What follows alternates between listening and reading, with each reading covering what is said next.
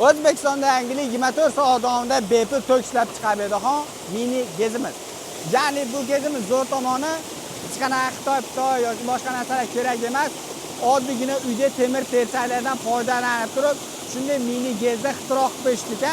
Xo'p do'stlar, bizga aytilayotgan ma'lumotga ko'ra, bu 05 tok ishlab chiqarib beradi. Ya'ni 05 kilovatt tok ishlab chiqarib beradi. Bu degani bemalol bitta televizorda ishlatsak ham bo'laveradi. O'zi nima deysizlar do'stlar?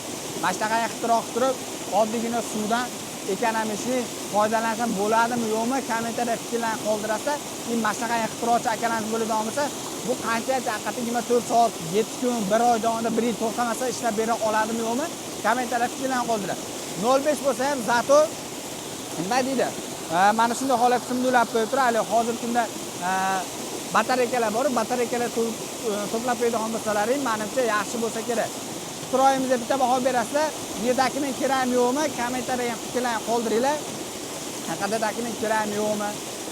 Bo'ladimi yo'qmi? Mana shunaqa ixtirolar qilish kerakmi yo'qmi? Kommentariyada fikrlarni qoldiring. Bunaqa ixtirolar qiladigan bo'lsa, menimcha hamma limitni unutsa kerak. Eng asosiysi oddiygina temir tersaklardan foydalaning. Hech qanaqa apparat sotib olish hojati yo'q do'stlar. Bular qisqacha ma'lumotlar o'tib ketdik. Hozir Andijonga keldik. Shu bahona qisqacha video sizlarga olib ko'rsatdik. Kanalimizga obuna bo'lsa, eslaringizga chiqaringlar. Sog' bo'linglar.